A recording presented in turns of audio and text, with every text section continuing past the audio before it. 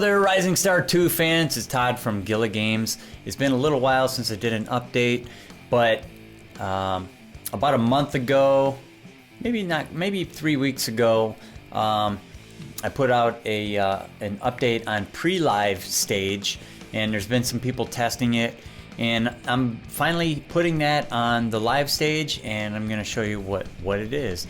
It's primarily to do with the songwriting ideas.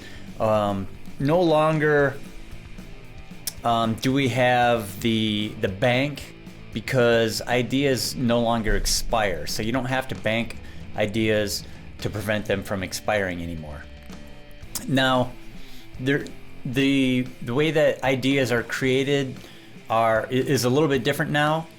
It's still always been based on how much inspiration you have, but the way that it used to work is when you reached 100 inspiration, the sparkles started happening on your characters to show you're at 100, and then only when you went to the right song screen, which is this screen, they would exchange that inspiration for ideas, and it generally cost 10 inspiration for each idea. So if you were full, you'd get 10 ideas. That's on normal difficulty. It varies on easy and hard. But now, the cost of ideas it starts out a lot less, and as you get higher in, as your musicians get higher in level, then the cost of each idea the cost of how much inspiration it takes to create an idea grows and grows and grows. So you generate less ideas as you get more experienced, and that's just generally because people are less inspired when they get older, I guess, compared to when they're younger. When people are first starting out, they're just full of ideas, and they're easily inspired by a lot of things, and that's what this change represents. I also wanted to make it so that ideas didn't expire, so that you could have really old ideas that you maybe develop throughout the years, and maybe like 10 years later into your career you finally use that idea. And I know that's pretty realistic. So that's the also, ideas are immediately created as soon as you have enough inspiration to create one, which is really nice, because it'll tell you at the top of the screen whenever anybody has come up with a new idea, and that could happen anytime you gain inspiration from doing anything. You don't have to come over to the songwriting screen to cash in your inspiration for ideas. It just automatically happens. So you're no longer gonna lose out on any extra inspiration. Like if you're at 100 already, and you in the old system, and you kept on gaining inspiration, all that extra inspiration is basically wasted until you cash it in to clear it out. Well, that's no longer an issue. So you're going to create a lot more ideas than what you used to do, and for that reason, there's been some changes up here on the idea screen to help you filter down on the ideas that you're looking for. The first thing is there's a zoom level here, so you can fit more ideas onto the screen if you zoom back out here, or if you want to see them up close more. Maybe your vision's not as good as some other people. You can change it to whatever you like, whatever fits best for you. And there's a filter here for the minimum and maximum quality you want to see. So let's say you're only trying to develop your lower level ideas to build them up. So maybe we'll just go like 1 through 10 and go to develop ideas and see what's shaking here, like these two. Now I can drag that on there and boom.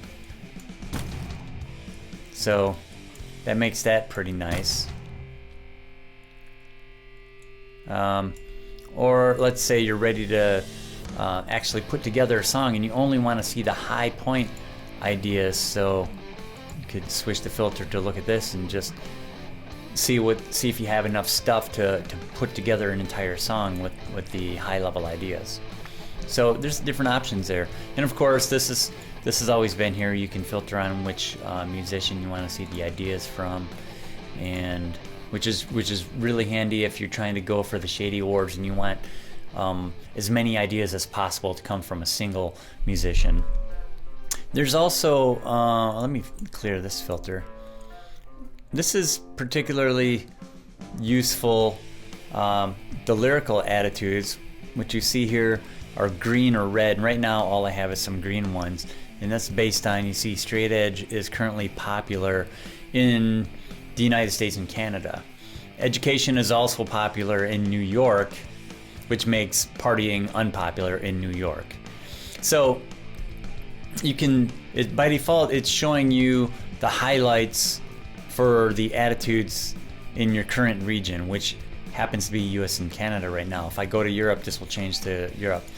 You can also change it to your current area, New York, and it doesn't have any difference here because I don't have anything with education or partying in my attitudes. But if I did, those would change by focusing on New York. And then you can look at what's going on in Europe, which is nothing that I have right now, or specifically US and Canada, which is the same as right now with the current region. And really that's it. There's been a lot of testing by players. I want to thank everybody for all the feedback. We did a lot of balancing to try to get the right amount of how much it costs in inspiration for each idea, you know, from the lowest level to, you know, all the way up to level 50.